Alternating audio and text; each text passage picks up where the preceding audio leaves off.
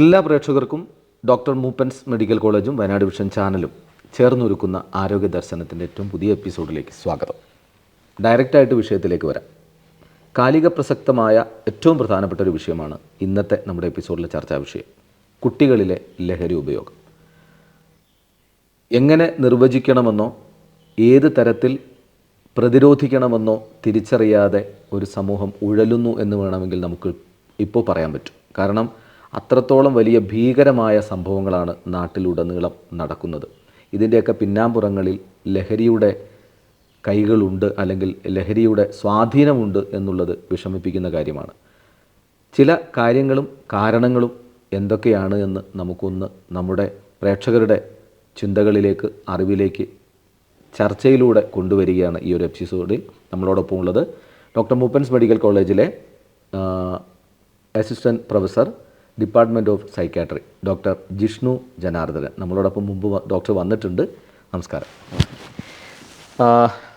വളരെ കൃത്യമായിട്ട് പറഞ്ഞു കഴിഞ്ഞാൽ ഇന്ന് ഒരു കൊച്ചു കുട്ടികൾക്ക് പോലും അറിയാൻ, അല്ലെങ്കിൽ നമുക്ക് പ്രത്യേകിച്ച് ഈ വിഷയത്തെ കൂടുതൽ പറഞ്ഞു കൊടുക്കണമെന്നില്ല.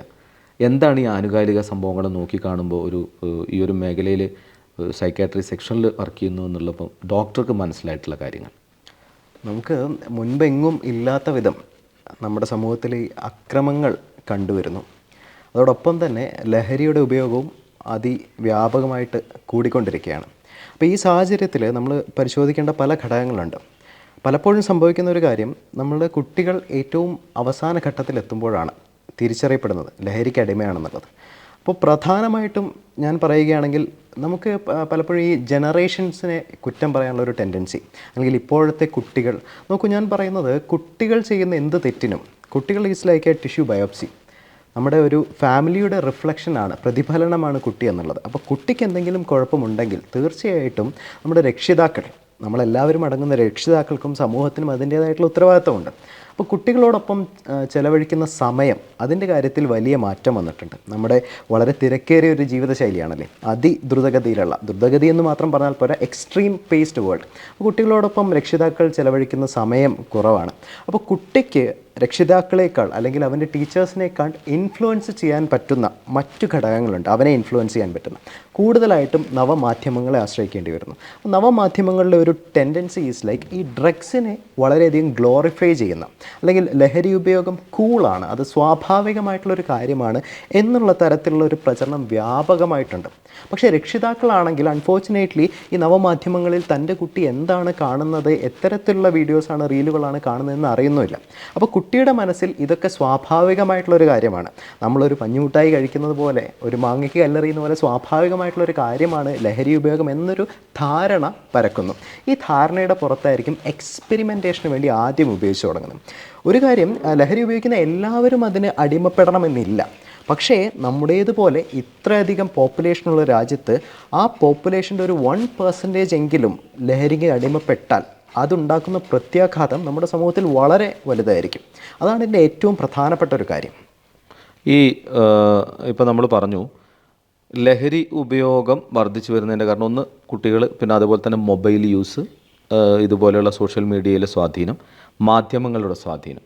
പക്ഷേ ഇതിനെ എങ്ങനെ നമുക്ക് തടയിടാൻ സാധിക്കും? ഇപ്പോൾ ഒന്നാമത്തെ പോയിന്റ് പറഞ്ഞത് കുട്ടികളോടൊപ്പം ഫാമിലി ചെലവഴിക്കുന്ന സമയം. പണ്ടത്തെ കാലത്ത് പോലെ ശ്രദ്ധ കുട്ടികളിലേക്ക് വരുന്നില്ല എന്നുള്ള കാര്യത്തിൽ യാതൊരു സംശയവുമില്ല. രക്ഷിതാക്കൾ പല തിരക്കിലും, കുട്ടികൾക്കൊരു ചെറിയ പിറന്ന നവജാത ശിശുക്കൾക്കടക്കം മൊബൈൽ യൂസ് ചെയ്യാൻ കൊടുത്തിട്ട് മാറി അവരവരുടെ പണികളിൽ ഏർപ്പെടുന്ന രക്ഷിതാക്കളുള്ള കാലമാണ്. അപ്പോൾ എങ്ങനെ നമുക്ക് ഇതിനെ ഒന്ന് നിയന്ത്രണ വിധേയമാക്കാൻ സാധിക്കും? അല്ലെങ്കിൽ ഇവർക്ക് എവിടെ നിന്നാണ് ഈ ഒരു ടെൻഡൻസി? ഇപ്പം മദ്യം, പുകയിലയൊക്കെ ഉണ്ടായിരുന്ന കാലം എന്നോ തുടങ്ങിയിട്ടുണ്ട്. അതിൻ്റെയൊന്നും പരിണിതഫലമായിട്ട് ഇത്രത്തോളം വലിയ അക്രമവാസനകൾ ഉണ്ടായതായിട്ട് മനസ്സിലാക്കുന്നില്ല. പക്ഷേ ഈ ലഹരി ഉപയോഗം എങ്ങനെ നമുക്ക് മനസ്സിലാക്കാൻ പറ്റും? ഇത് വേറെ ഒന്നാണ്, ഇവയിൽ നിന്നെല്ലാം വ്യത്യസ്തമായി ചിന്തകളെ മാറ്റുന്ന ഒരു പ്രത്യേക തരം ലഹരിയാണ് ഉപയോഗിക്കുന്നത് എന്ന് എങ്ങനെ നമുക്ക് മനസ്സിലാക്കാൻ സാധിക്കും? അത് പറയുകയാണെങ്കിൽ അതൊരു വലിയ പാരഡോക്സാണ്. കാരണം ഈ സോ കോൾഡ് സിന്തറ്റിക് ഡ്രഗ്സ്, നമ്മൾ രാസലഹരികൾ എന്ന് പറയുന്ന ഈ ഡ്രഗുകളുടെ ഒരു പ്രത്യേകത, മദ്യം ഉപയോഗിച്ചാൽ അതിൻ്റേതായിട്ടുള്ള മണം ഉണ്ടാവും, പെരുമാറ്റത്തിൽ അടിക്കടി പെട്ടെന്നുണ്ടാകുന്ന മാറ്റം ഉണ്ടാവും. പക്ഷേ ഇത്തരം MDMA ആകട്ടെ, അല്ലെങ്കിൽ മെത്താംഫെറ്റാമിൻ ആകട്ടെ, അവ ഉപയോഗിക്കുമ്പോൾ വിസിബിളായിട്ടുള്ള ചേഞ്ചസ് പെരുമാറ്റത്തിൽ നമുക്ക് ഗന്ധം കൊണ്ടൊന്നും തിരിച്ചറിയാൻ പറ്റില്ല. ഇത് തന്നെ ഈ ഡ്രഗ്സ് പോപ്പുലർ ആവാൻ ഒരു കാരണമാണ്. അപ്പോൾ ഈ കൗമാര കാലഘട്ടത്തിൽ എത്തുമ്പോൾ പലപ്പോഴും ആ കാലഘട്ടത്തിലാണല്ലോ എക്സ്പെരിമെൻറ്റേഷൻ സ്റ്റാർട്ട് ചെയ്യുക. നമുക്ക് ശ്രദ്ധിക്കേണ്ടുന്ന ചില കാര്യങ്ങളുണ്ട്. കുട്ടിയുടെ പെരുമാറ്റത്തിൽ നേരത്തെ നാം ഡിസ്കസ് ചെയ്തല്ലോ എന്തൊക്കെയാണ് രക്ഷിതാക്കൾ ശ്രദ്ധിക്കേണ്ടത്. കുട്ടിയുടെ പെരുമാറ്റത്തിലുണ്ടാകുന്ന മാറ്റം നമ്മൾ സസൂക്ഷ്മം നിരീക്ഷിക്കേണ്ടതാണ്. അതായത് ഈയിടെയായിട്ട് കൂടുതലായിട്ട് ദേഷ്യപ്പെടുന്നു, ഉറക്കം കുറവാണ്, വല്ലാതെ ഉൾവലിയുന്നു, പഠന പ്രവർത്തനങ്ങളിലും പാഠ്യേതര പ്രവർത്തനങ്ങളിലും എല്ലാം താല്പര്യം കാണിച്ചിരുന്ന കുട്ടി ഇതിൽ നിന്നെല്ലാം പിറകോട്ട് പോകുന്നു. സ്വാഭാവികമായിട്ടും സ്വകാര്യത എന്ന് പറയുമ്പോൾ കൗമാരപ്രായം എത്തുമ്പോൾ ഏതൊരു കുട്ടിയും ആവശ്യപ്പെടുന്നതാണ്. പക്ഷേ അനിതര സാധാരണമാം വിധം സ്വകാര്യത ആവശ്യപ്പെടുന്നു, കൂടുതൽ പണം ആവശ്യപ്പെടുന്നു. ഇത്തരം കാര്യങ്ങളുണ്ടെങ്കിൽ ഈ കഴിഞ്ഞ ദിവസം ഡോക്ടർ പറഞ്ഞ വിഷയവുമായിട്ട് ബന്ധപ്പെട്ട് ഡോക്ടർ പറഞ്ഞത് എത്രത്തോളം ക്ലാരിഫിക്കേഷൻ ഉണ്ട് എന്നുള്ളത് നമുക്ക് തെളിവ് കിട്ടിയൊരു സാധനമാണ്. കഴിഞ്ഞ ദിവസം ഇതേപോലെ ഒരു കുട്ടി, നന്നായി പഠിക്കുന്ന കുട്ടി, നിതാന്ത ജാഗ്രത പഠനത്തിൽ പുലർത്തിയിരുന്ന ഒരു കുട്ടി പെട്ടെന്ന് സ്വഭാവം മാറി, കാറിനകത്ത് മാത്രമായിരുത്തം, കൂടുതൽ ദേഷ്യപ്പെടുന്ന അവസ്ഥയിലേക്കെത്തി, പണം ആവശ്യമില്ലാതെ പല സമയത്തും ആവശ്യപ്പെടുകയും എന്തിനാണ് എന്ന് പോലും വ്യക്തമാക്കാതെ ആവശ്യപ്പെടുകയും അത് പിന്നീട് കൊടുക്കാതെ വന്നപ്പോൾ വീട്ടിലേക്ക് തിരിച്ചു വരികയും പഠനം നിർത്തി വന്നു എന്നാണ് പറഞ്ഞത്. പക്ഷേ കുട്ടിയുടെ ലഹരി ഉപയോഗം കാരണം അവിടെ നിന്നും പറഞ്ഞു വിട്ടു എന്നാണ് പിന്നീട് വന്ന റിപ്പോർട്ടുകൾ. ഇത് ഒരു ലക്ഷണങ്ങൾ ഡോക്ടർ പറയുന്നത് എത്രത്തോളം കൃത്യമാണ് എന്ന് ഞാനൊന്ന് സ്ഥിരീകരിച്ചത് മാത്രം. നമുക്കിപ്പോൾ വ്യക്തികൾ മാറുമായിരിക്കാം, but story is the same. എല്ലായിടത്തും ഇത് തന്നെയാണ് സംഭവിക്കുന്നത്. അപ്പോൾ കുട്ടികളുടെ ഇത്തരം പെരുമാറ്റ വ്യത്യാസങ്ങൾ ശ്രദ്ധിക്കണം. പിന്നെ ഇടയ്ക്കെങ്കിലും അത് സ്വകാര്യതയുടെ ലംഘനമാണ് എന്നുള്ള വിമർശനം ഉണ്ടെങ്കിലും അവരുടെ ബാഗൊക്കെ രക്ഷിതാക്കൾക്ക് ഒന്ന് പരിശോധിക്കാവുന്നതാണ്. ഈ ബാഗിൽ ATM കാർഡുകൾ അല്ലെങ്കിൽ ഫിൽട്ടർ പേപ്പറുകൾ, OCB പേപ്പർ എന്ന് പറയും, സിറിഞ്ചുകൾ, ഇവയൊക്കെ കാണപ്പെടുകയാണെങ്കിൽ ഒന്ന് കരുതിയിരിക്കുന്നത് നല്ലതാണ്. പക്ഷേ ഇവിടെ എടുത്തു പറയേണ്ട മറ്റൊരു വസ്തുതയുണ്ട്. ഞങ്ങൾക്കിപ്പോൾ ആഴ്ചയിൽ ചുരുങ്ങിയത് ഒരു കുട്ടിയെയും കൊണ്ടെങ്കിലും രക്ഷിതാക്കൾ വരാറുണ്ട് രക്തത്തിൽ ലഹരിയുടെ സാന്നിധ്യം പരിശോധിക്കണമെന്ന് ആവശ്യപ്പെട്ടിട്ട്.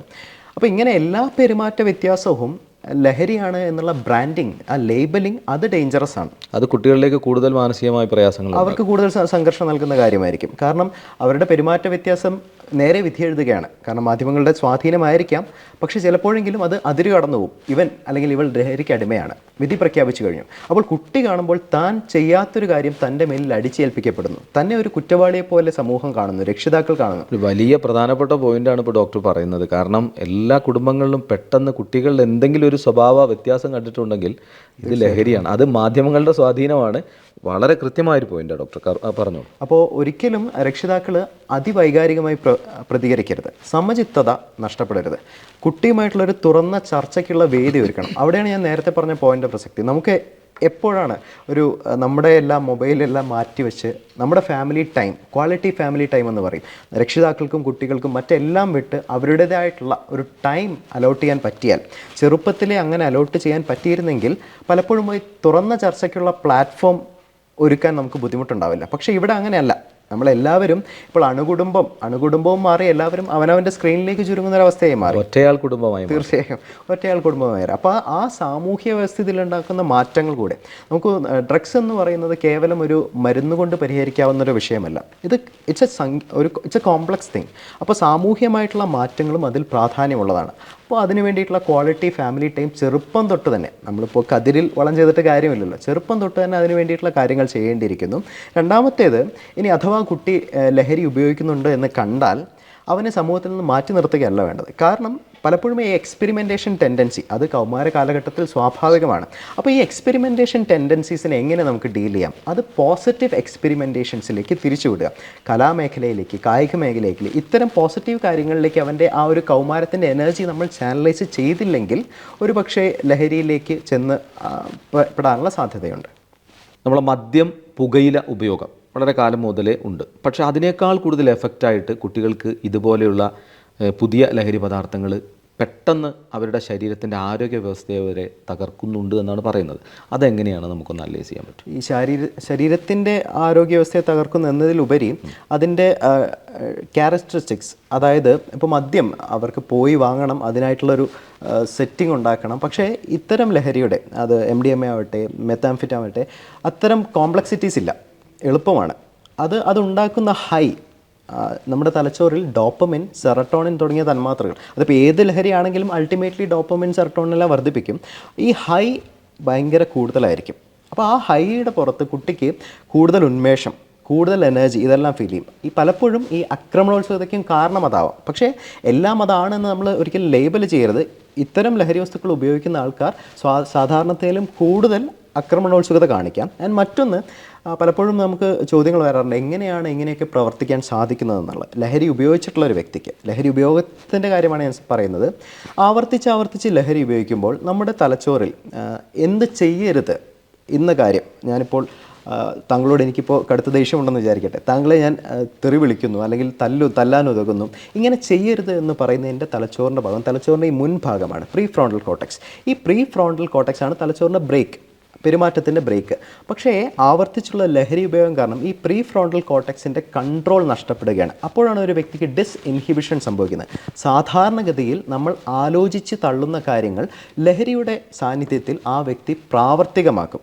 നമുക്കിപ്പോൾ പലപ്പോഴും ജീവിതത്തിൽ ഫ്രസ്ട്രേഷൻസ് ഉണ്ടാവും, തിരിച്ചടികളുണ്ടാവും, പക്ഷേ നമ്മളത് നിയന്ത്രിക്കുമല്ലേ. പക്ഷേ ആവർത്തിച്ചുള്ള ലഹരി ഉപയോഗം കാരണം ഈ നിയന്ത്രണം, ആത്മനിയന്ത്രണം എന്ന് പറയുന്നത് നഷ്ടപ്പെടുകയും അത് വയലൻസിലേക്കും ഈ വയലൻസ് ക്രൈംസിലേക്കും നയിക്കാനുള്ള സാധ്യതയുണ്ട്.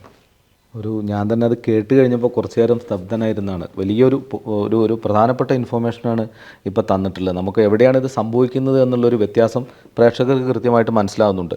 നമുക്ക് ഏത് രീതിയിൽ ഇതിനെ ഓവർകം ചെയ്യാൻ പറ്റും, അല്ലെങ്കിൽ ഇവരെ ഏത് രീതിയിൽ ഇതിനെ നമുക്കൊന്ന് കൺട്രോളിലേക്ക് കൊണ്ടുവരാൻ വേണ്ടി ഒരു ഫാമിലിക്ക് എന്ത് ചെയ്യാൻ പറ്റും? ഫാമിലി എന്നതിലുപരി ഇതൊരു ഫുട്ബോൾ കളി പോലെയാണ്. It's A team work. സമൂഹമാണ് ഇവിടുത്തെ ഓരോന്ന്. അതിലെ ഫാമിലി എന്ന് പറയുന്നത് ഫ്രണ്ട് ലൈൻ പ്ലെയേഴ്സാണ്. തീർച്ചയായിട്ടും ആദ്യത്തെ പെരുമാറ്റ വ്യത്യാസങ്ങൾ ഫാമിലിയാണ് കണക്കിലെടുക്കേണ്ടത്. രണ്ടാമത്തേത്, ഇതിലെ ഡിഫൻഡേഴ്സ് എന്ന് പറയുന്നത് തീർച്ചയായിട്ടും നമ്മുടെ നിയമ സംവിധാനമാണ്. ഇപ്പോൾ വളരെ കാര്യക്ഷമമായി തന്നെ നമ്മുടെ നിയമ സംവിധാനങ്ങൾ പ്രവർത്തിക്കുന്നുണ്ട്. നമുക്കറിയാം നമ്മുടെ ജില്ലയുടെ പ്രത്യേകത ബാംഗ്ലൂരിനോട് ചേർന്ന് കിടക്കുന്നതാണ്, മൈസൂരിനോട് ചേർന്ന് കിടക്കുന്നതാണ്. അപ്പോൾ ബോർഡർ വഴി ഒരുപാട് ട്രാൻസാക്ഷൻസ് നടക്കുന്നുണ്ട്. അപ്പോൾ നമുക്ക് തന്നെ ഇവിടെ നമ്മുടെ കോളേജിലാണെങ്കിൽ പോലും ഈ പുൽപ്പള്ളി ഭാഗത്തു നിന്നൊക്കെയുള്ള ഒരുപാട് കുട്ടികൾ, യങ് അഡൽട്ട്സ്, 16, 17, 18 വയസ്സുള്ള കുട്ടികൾ ഇതിൻ്റെ കാരിയേഴ്സായിട്ട് വരെയും പ്രവർത്തിക്കുന്നതായിട്ട് നമുക്ക് അവർ തന്നെ പലപ്പോഴായിട്ട് പറഞ്ഞിട്ടുണ്ട്. അപ്പോൾ അവൈലബിലിറ്റി കട്ട് ഓൺ ചെയ്യണം, നിയമ സംവിധാനങ്ങൾ ഉണർന്ന് പ്രവർത്തിക്കണം. നിയമ സംവിധാനങ്ങൾ ഒരു പോയിൻ്റ് പലപ്പോഴും സംഭവിക്കുന്നത് ഇതിൻ്റെ ഇരയാക്കപ്പെടുന്ന ഏറ്റവും താഴത്തെ കണ്ണികളാണ്. അതിൻ്റെ മേലേക്കുള്ള കണ്ണികൾ ട്രേസ് ചെയ്യപ്പെടുന്നില്ല.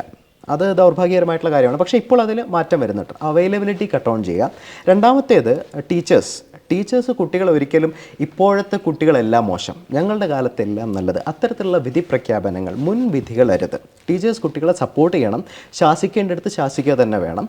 മൂന്നാമത്തെ കാര്യം, ഈ പെരുമാറ്റ വ്യത്യാസങ്ങൾ കണ്ടു തുടങ്ങിയാൽ പലപ്പോഴും നമുക്ക് വേണ്ടത്ര ചികിത്സ എടുക്കാൻ ഒരു മടി നമ്മുടെ സമൂഹം കാണിക്കുന്നുണ്ട്. സ്റ്റിഗ്മ, അല്ലെ, ഒരു സൈക്യാട്രിസ്റ്റിനെ പോയി കാണുക എന്ന് പറഞ്ഞാൽ എന്തോ ജീവിതത്തിൻ്റെ അവസാനമാണ് എന്ന തരത്തിലുള്ളൊരു ചിന്ത നമ്മുടെ സമൂഹത്തിലുണ്ട്. പക്ഷേ യഥാവിധി ചികിത്സ നേടിയാൽ തീർച്ചയായിട്ടും ആ വ്യക്തിയെ നമുക്ക് ജീവിതത്തിലേക്ക് തിരിച്ചു കൊണ്ടുവരാം. അതുവഴി ഒരു വ്യക്തിയെ മാത്രമല്ല, ഒരു സമൂഹത്തെയാണ് നമ്മൾ തിരിച്ചു കൊണ്ടുവരുന്നത്, അല്ലേ.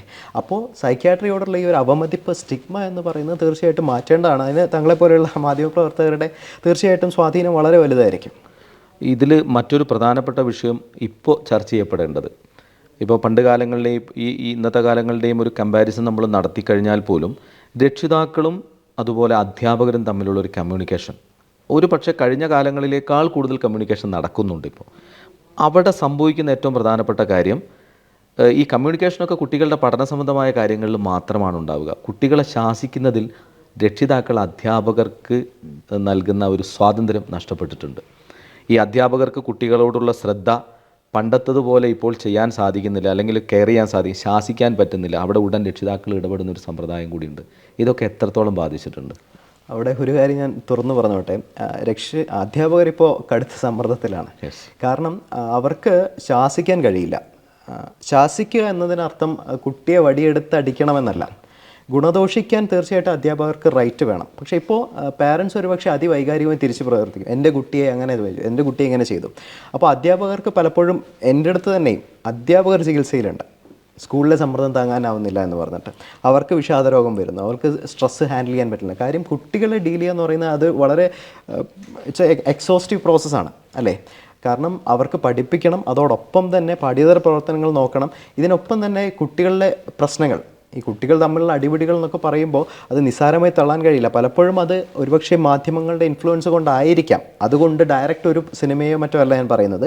അതായത് ആക്ടിങ് ഔട്ട്, നമുക്കിപ്പോൾ എതിർപ്പുള്ള ഒരാളെ കണ്ണടിച്ച് പൊട്ടിക്കുന്ന ഒരു ഹീറോയിസമാണ് എന്ന് കരുതുന്ന ഒരു സമൂഹം ഉണ്ടല്ലോ. ആ സമൂഹത്തെ തിരുത്താൻ അധ്യാപകർക്ക് റൈറ്റ് കൊടുക്കണം. അധ്യാപകരെ തരം താഴ്ത്തി കാണിക്കുന്ന ഒരു നിലപാടിൽ നിന്നും രക്ഷിതാക്കൾ കുറേ മാറണം. ഞങ്ങൾക്കൊപ്പം നിങ്ങളുടെ രക്ഷാകർതൃത്വം അധ്യാപകർക്ക് കൂടി ഉണ്ട് എന്ന് മനസ്സിലാക്കേണ്ടി വരും. അതാണ് തീർച്ചയായിട്ടും നമ്മൾ എതിരെ നിൽക്കുന്നവരല്ല, നമ്മളെല്ലാവരും ഒരേ ടീമിലെ പ്ലെയേഴ്സാണ്. ആ ഒരു സങ്കല്പം ഉണ്ടെങ്കിൽ ഒരു പരിധി വരെ അതിനൊക്കെ മാറ്റം വരുമെന്നാണ് ഞാൻ വ്യക്തിപരമായി വിശ്വസിക്കുന്നത്. ഇപ്പോൾ സോഷ്യൽ മീഡിയാസിനോടൊപ്പം തന്നെ സിനിമ തീർച്ചയായും ചർച്ച ചെയ്യപ്പെടേണ്ട ഒരു വിഷയമാണ്. അതിനിടയിൽ ഒരു നടൻ പറഞ്ഞു, തിന്മകളെ മാത്രം കാണുന്നു, നന്മകളെ എന്തുകൊണ്ട് അനുകരിക്കുന്നില്ല എന്നൊരു ചോദ്യം വന്നു. അതിന് എത്രത്തോളം പ്രാക്ടിക്കലാണ് എന്ന് എനിക്കറിയില്ല. എങ്കിൽ പോലും സിനിമകളുടെ സ്വാധീനം, വലിയ രീതിയിലുള്ള സിനിമകളുടെ സ്വഭാവ വ്യത്യാസം ഈ അടുത്ത കാലത്ത് ഇറങ്ങിയ പല സിനിമകളിലുമുണ്ട്. ഒരു ഇറച്ചിക്കടയിൽ പോയി പുറത്തിറങ്ങുന്നത് പോലെയുള്ള സിനിമകൾ പുറത്തിറങ്ങിയിട്ടുണ്ട്. ഇത് ഒരു സ്വാധീന മേഖലയാണ്. അത് സൈക്യാട്രിസ്റ്റുകൾക്കിടയിൽ തന്നെ ഏറെ വാദപ്രതിവാദങ്ങളുള്ളൊരു വിഷയമാണ്. പക്ഷേ ഇതിൽ എൻ്റെ വ്യക്തിപരമായിട്ടുള്ള ഒരു അഭിപ്രായം, സിനിമ തീർച്ചയായിട്ടും കുട്ടികളെ സ്വാധീനിക്കും എന്ന് തന്നെയാണ്. കാരണം വയലൻസ് പലപ്പോഴും ആൾക്കാർ എതിരഭിപ്രായമായി പറയാറുള്ളത് മുൻപുള്ള സിനിമകളിൽ വയലൻസ് ഇല്ലെന്ന്. വയലൻസ് ഉണ്ട്, പക്ഷേ ഈ വയലൻസിൻ്റെ ഗ്ലോറിഫിക്കേഷൻ, എക്സ്ട്രീം വയലൻസ്, നമുക്ക് നോക്കൂ, നായക കഥാപാത്രം ഇതേപോലെ ലഹരി ഉപയോഗിക്കുന്നു, ആ വയലൻസ്, എക്സ്ട്രീം വയലൻസ് കാണിക്കുമ്പോൾ അതിലെ സ്ലോ മോഷൻ, അവിടെ ഭയങ്കര സ്റ്റിമുലേറ്റിംഗ് ആയിട്ടുള്ള ബാക്ക്ഗ്രൗണ്ട് മ്യൂസിക്, ഇതൊക്കെ കാണുമ്പോൾ കുട്ടിയുടെ മനസ്സിൽ എന്താണ് പതിയുക? ഇത് കാണുന്ന ഒരു 10 വയസ്സുകാരൻ്റെ 13 വയസ്സുകാരൻ്റെ മനസ്സിൽ പറയും ഇതാണ് ലോകമെന്നാണ്. അതിൻ്റെ ഇൻഫ്ലുവൻസ് ഒന്നുകൂടി കൂടുതലായിരിക്കാം. അപ്പോൾ നമുക്ക് വയലൻസ് കാണിക്കാം, പക്ഷേ വയലൻസിനെ ഗ്ലോറിഫൈ ചെയ്യുന്ന വിധത്തിലുള്ള ഒന്നും തന്നെയും തീർച്ചയായും ഒരു സൈക്യാട്രിസ്റ്റ് എന്ന നിലയിൽ എനിക്ക് സപ്പോർട്ട് ചെയ്യാൻ കഴിയുന്നതല്ല. പണ്ടത്തെ വയലൻസ് അതിന് ഏതൊക്കെയോ മറ്റൊരു തലത്തിൽ അതിനൊരു നന്മയുടെ വശം കൂടി കാണിക്കുമായിരുന്നെങ്കിൽ ഇപ്പോൾ അങ്ങനെ ഒരു സംഭവം ഇല്ല. ഇത് മാത്രമാണ് ഇതിൻ്റെ എക്സ്ട്രീം ലാസ്റ്റ് പൊസിഷൻ ഇതാണ് എന്ന രീതിയിലാണ് ഓരോ സിനിമയും അവസാനിപ്പിക്കുന്നത്.